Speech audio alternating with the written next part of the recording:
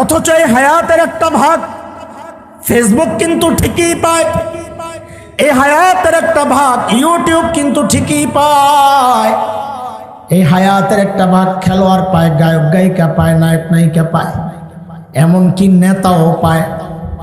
পায় না কেবল আমার মালিক, মালিকের টাইম দেওয়ার সময় আমার হাতে নাই। এরে জালিম, আমি আর তুমি ছাড়া দুনিয়ার সব মালিককে টাইম দেয়। ওই একটা গাছের দিকে তাকায় দেখো না, কি মনে হয় গাছটা বুঝি এমনি দাঁড়ায় আছে? না না না, ওই গাছটাও দাঁড়ায় দাঁড়ায় মালিকের তাসবিহ পড়ে। যে কুকুরটাকে নিকৃষ্ট প্রাণী মনে করে তাড়াইয়া দেই, ওই কুকুরটাও রুকুর হালতে মালিকের তাসবিহ পড়ে।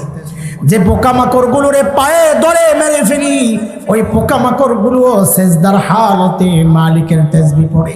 পড়ি না কেবল আমি আর তুমি, কারণ আমাদের হাতে সময় নাই। কসম আল্লাহর, কসম করে বলছি, সময়ের দিন আসবে কিন্তু করার থাকবে না কিচ্ছু। সেদিন শুধু চিৎকার করে করে কানবর বলবো, ইয়া লাইতা, আলাদা হয়ে যা, তোর গন্তব্য জাহান্নাম, আমার নেককারদের গন্তব্য জান্নাত।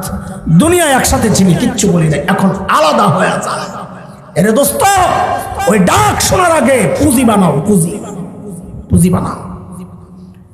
গুনাহ ছাড়ো বাবা, গুনাহ ছাড়ে, গুনাহ ছাড়ে। আর কত? আরে কার নাফরমানি করতেছেন খবর আছে? কার? ওই মালিকের, যিনি আমাকে আপনাকে এত ভালোবাসেন। এই নি ভালোবাসার প্রতিদান। বলে কত ভালোবাসেন? বলে বুঝো না কত ভালোবাসেন। আমি আপনি যখন দরজা জানালা বন্ধ করে ভেতরে গুনাহ করি, আমার মালিকের কত মায়া।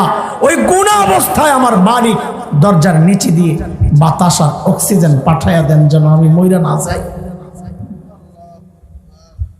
ওই মালিকের নাফরমানি চলতেছে সারাক্ষণ, করতে করতে করতে করতে চুল দাড়ি পাইকে গেছে, চুল সাদা হয়ে গেছে, দাড়ি সাদা হয়ে গেছে, কিন্তু এখনো গুনাহ ছাড়তে পারি না। এখনো গ্রামে গঞ্জের চায়ের স্টলগুলো দেখা যায়, রাত 2টা 3টা আমরা যখন ফেরি মাহফিল করে, বুড়া বাবারা বসে বসে হিন্দি সিনেমা দেখতেছে।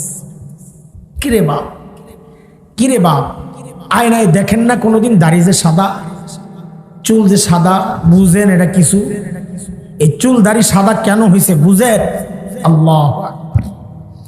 এরে দোস্ত শুনে, মাঝে মধ্যে নিজে যখন আয়নার সামনে দেখি চুল দাড়ি সাদা, কলিজাটা মোচড় দিয়ে ওঠে, কারণ জানি এটার মেসেজ। আল্লাহ